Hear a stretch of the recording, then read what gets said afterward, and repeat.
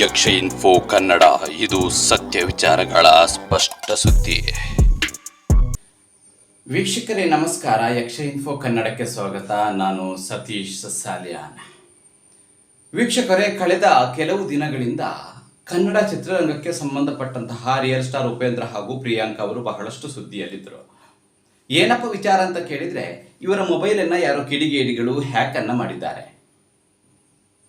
ಬುದ್ಧಿವಂತ ಅಂತ ಹೇಳಿ ಕರೆಸಿಕೊಂಡಂತಹ ಉಪೇಂದ್ರ ಅವರು ಇಂಥವರ ಮೊಬೈಲನ್ನು ಯಾರೋ ಹ್ಯಾಕ್ ಮಾಡ್ತಾರೆ ಅಂತ ಹೇಳಿದರೆ ನಿಮ್ಮಂಥವರ ಪರಿಸ್ಥಿತಿ ಹೇಗಿರಬೇಡ. ಕೇವಲ ಹ್ಯಾಕನ್ನು ಮಾಡಿರುವಂಥದ್ದು ಮಾತ್ರ ಅಲ್ಲ, ಅದರಿಂದ ಅನೇಕ ಮೊತ್ತವನ್ನು ಕೂಡ, ಅವರ ಬ್ಯಾಂಕ್ ಅಕೌಂಟಿಂದ ಮೊತ್ತವನ್ನು ಕೂಡ ಕಿಡಿಗೇಡಿಗಳು ವಂಚಿಸಿದ್ದಾರೆ ಅಥವಾ ಪಡೆದಿದ್ದಾರೆ ಅಂತ ಹೇಳ್ಬೋದು. ಇದಕ್ಕೆ ಸಂಬಂಧಪಟ್ಟ ಹಾಗೆ ಪೊಲೀಸ್ ಕಂಪ್ಲೇಂಟನ್ನು ಎಲ್ಲವನ್ನು ಕೊಟ್ಟಿದ್ರೂ ಕೂಡ ಲಕ್ಷಗಳ ಹತ್ತಿರ ಇವರಿಗೆ ಧೋಖಾವನ್ನು ಮಾಡಿದ್ದಾರೆ, ಮೋಸವನ್ನು ಮಾಡಿದ್ದಾರೆ.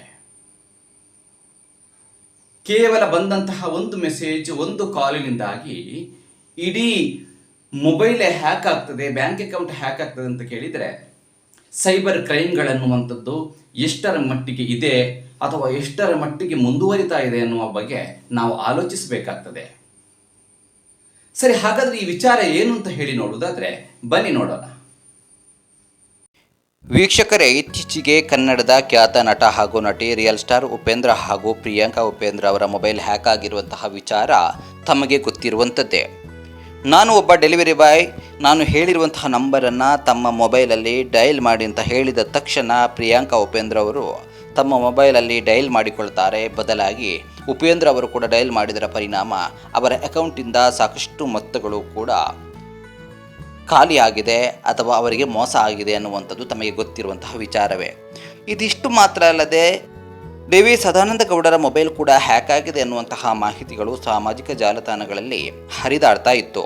ಇಂತಹ ದೊಡ್ಡ ವ್ಯಕ್ತಿಗಳ ಮೊಬೈಲೇ ಹ್ಯಾಕ್ ಆಗಿರುವಾಗ ನೀವು ಯಾವ ಲೆಕ್ಕ ಹೇಳಿ? ನಮ್ಮನ್ನು ಕೂಡ ಸುಲಭದಲ್ಲಿ ಯಾಮಾರಿಸದೆ ಇರಲಾರರು ಈ ಸೈಬರ್ ಕ್ರೈಮ್ನ ವಂಚಕರು. ನೋಡಿ, ಹಾಗಾದರೆ ಈ ವಂಚನೆಗೆ ನಾವು ಒಳಗಾಗುವುದಾದರೂ ಹೇಗೆ? ಮನೆಯಲ್ಲಿರುವಂತಹ ಗೃಹಿಣಿಯರು, ಉದ್ಯೋಗವನ್ನು ಅರಸುವಂತಹ ಯುವಕರು, ಇನ್ಸ್ಟಾಗ್ರಾಮ್, ಫೇಸ್ಬುಕ್ ಹೀಗೆ ನಾನಾ ವೆಬ್ಸೈಟ್ನಲ್ಲಿ ಬರುವಂತಹ ವರ್ಕ್ ಫ್ರಮ್ ಜಾಬ್, ಸುಲಭದಲ್ಲಿ ಹಣ ಗಳಿಸುವಂತಹ ಮಾರ್ಗ ಹೇಗೆ ಎನ್ನುವ ಹಾಗೆ ಒಂದಿಷ್ಟು ಪೇಜ್ಗಳಿಗೆ ಮೆಸೇಜನ್ನು ಮಾಡುವಂಥದ್ದು ಅಥವಾ ಲಿಂಕ್ಗಳನ್ನು ಕ್ಲಿಕ್ ಮಾಡಿ ಆಧಾರ್, ಬ್ಯಾಂಕ್ ಅಕೌಂಟ್, ಫೋಟೋ ಇತ್ಯಾದಿ ಡೀಟೇಲ್ಗಳನ್ನು ಕಳುಹಿಸಿ ಅಥವಾ ಜಾಬ್ ಸಿಗ್ತದೆ, ಹಣ ಸಿಗುತ್ತೆ ಎನ್ನುವಂತಹ ಆಸೆಗೆ ಒಳಗಾಗಿ ಎಲ್ಲವನ್ನ ಕಳುಹಿಸಿಬಿಡ್ತಾರೆ. ಇದರ ಪರಿಣಾಮವಾಗಿ ಸೈಬರ್ ಜಾಲಕ್ಕೆ ಸಿಕ್ಕಿ ಹಾಕಿಬಿಡ್ತೇವೆ. ಇಂತಹವರ ಲಿಸ್ಟಲ್ಲಿ ನೀವು ಕೂಡ ಇರಬಹುದು. ನೀವು ಕೂಡ ಈ ಸೈಬರ್ ಜಾಲಕ್ಕೆ ಸಿಕ್ಕಿ ನಲುಗಿ ಹೋಗಿರಬಹುದು. ಆದರೆ ಹಿಂದೆ ಎಚ್ಚೆತ್ತುಕೊಳ್ಳಿ, ಮೋಸ ಹೋಗದಿರಿ. ಕೇವಲ ಲಿಂಕ್ ಮಾತ್ರವಲ್ಲದೆ ತಮ್ಮ ನಂಬರಿಗೆ ನಾವು ಏರ್ಟೆಲ್ ಕಂಪನಿಯವರು, ಡೆಲಿವರಿ ಬಾಯ್ ಅವರು, ಬ್ಯಾಂಕ್ ಅವರು ಅಥವಾ ಪೊಲೀಸ್ ಸ್ಟೇಷನ್ನಿಂದ ಕಾಲ್ ಮಾಡ್ತಾ ಇದ್ದೇವೆ ಅಂತ ಹೇಳಿ ತಮ್ಮ ಡೀಟೇಲ್ಸನ್ನು ಕಳುಹಿಸುವುದಕ್ಕೆ ಹೇಳಿ, ಅಲ್ಲದೆ ಅವರು ಹೇಳಿರುವಂತಹ ನಂಬರ್ಗಳನ್ನು ಟೈಪ್ ಮಾಡುವುದಕ್ಕೆ ಹೇಳ್ತಾರೆ. ತಪ್ಪಿಯೂ ಕೂಡ ಅವರ ನಂಬರನ್ನು ಟೈಪ್ ಮಾಡುವುದಕ್ಕೆ ಹೋಗಬೇಡಿ. ಹೀಗಾಗಲೇ ಇದರಿಂದ ನೀವು ಮೋಸ ಹೋಗಿದ್ದರೆ ತಕ್ಷಣ ಎಚ್ಚೆತ್ತುಕೊಳ್ಳಿ. ಇಲ್ಲದಿದ್ದರೆ ತಮಗೂ ಕೂಡ 3 ನಾಮ ಇಳಿದು ಹೋಗ್ತಾರೆ.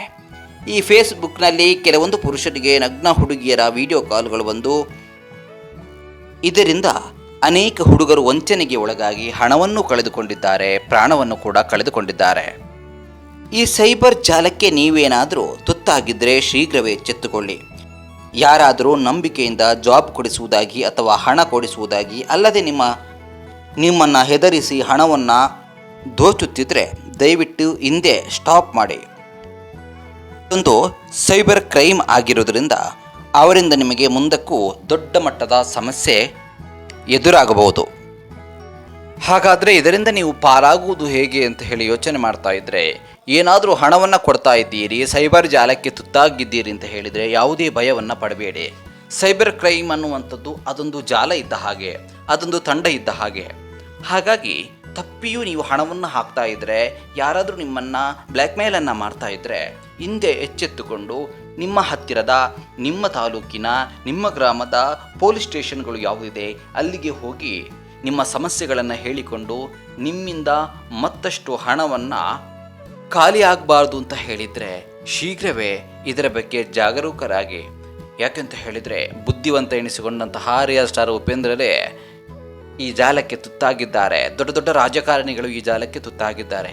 ಹಾಗಾಗಿ ನಾವೆಲ್ಲ ದುಡಿದು ತಿನ್ನುವಂತಹ ಮಧ್ಯಮ ವರ್ಗದ ವ್ಯಕ್ತಿಗಳು ನಾವು ಇದರಿಂದ ಜಾಗರೂಕರಾಗಿರಬೇಕು. ಸೈಬರ್ ಜಾಲದವರ ವಿರುದ್ಧ ತಿರುಗಿ ಬೀಳಲೇಬೇಕು.